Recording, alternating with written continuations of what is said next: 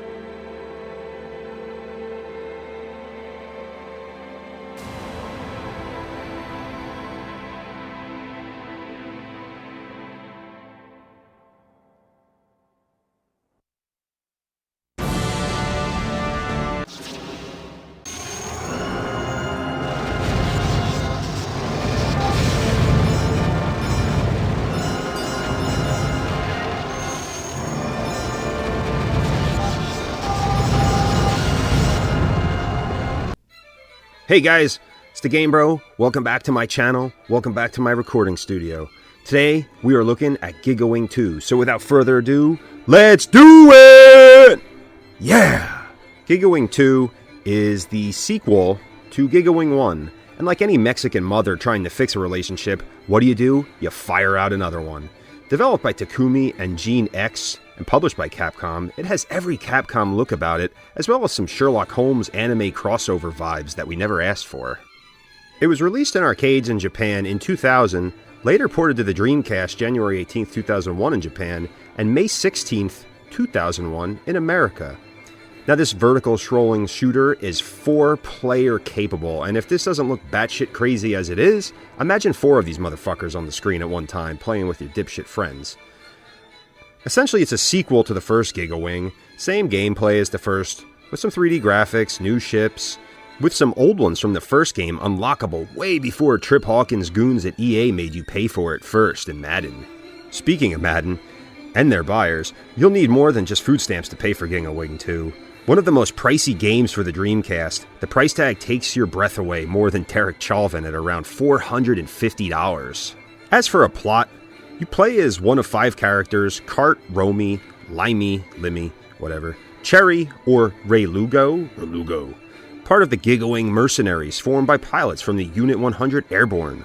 Only the best aces qualify, and their paths are not to be questioned. But their full history is available anyway. The Serbian Republic suddenly launches a coup against the Union. The Union then contacts the Giga Wing and their 5 ace pilots for help, and the game and a bunch of other bullshit ensues over a very short game, like less than a half hour short, and with a lot of text sequences in between. As for gameplay, I think it's time we address a little elephant in the room here on this channel. I've been thinking about it. I know you guys have been thinking about it. It's been a big issue lately. What's the deal with Forrest Gump, and why was there no sequel? What happened with Forrest Jr.? So, my little fan theory here, I don't think Forrest Jr. is actually Forrest Kid at all. I think Jenny was fucking so much strange that she knew she was going to die of the HIV, and, you know, obviously gave this fucking kid the HIV, and probably Forrest too, because, you know, when she saw Forrest, she was like, oh, you want to get some in real quick? And you know she was hitting that needle, getting the fucking AIDS, full-blown AIDS, so she gave it to Forrest. Forrest Jr.'s got it. They're both fucking dead now. The shrimp company's probably done. I don't know. But that's just my little fan theory as to why there was never a Forrest Gump 2. Giga Wing 2 has some pretty crisp controls unlike the first one. The lore of the series is the Reflect Force. This neato mechanic allows you to absorb enemy fire and deflect it back at their enemies, or more or less, anytime you get fucked into a corner and need some cover. As you tolerate your way through the spaghetti dinner shooter, you'll notice the obnoxious Michael Bay-inspired scoring system that really takes any meaning out of scoring. I don't usually pay attention to scores, but a number that is ridiculous like this grabbed my attention like potholes on 287. The 3D visuals are pretty cool and give some good depth, but with that comes a fair share of slowdown, but not unplayable like the first. The vibe of Giga Wing 2 is way different than most shooters with that Sherlock Holmes steampunk idea. It stands out in the crowd like some jerk-off that calls Taylor ham pork roll and the Bergen. It's definitely not my style, and with the crowded shmup library on the Dreamcast, it's really a forgettable one other than the alimony payment price tag it carries. I will say the ship design is pretty badass, especially the one I used. Some of the boss fights are pretty stunning, but there's just too much shit on the screen.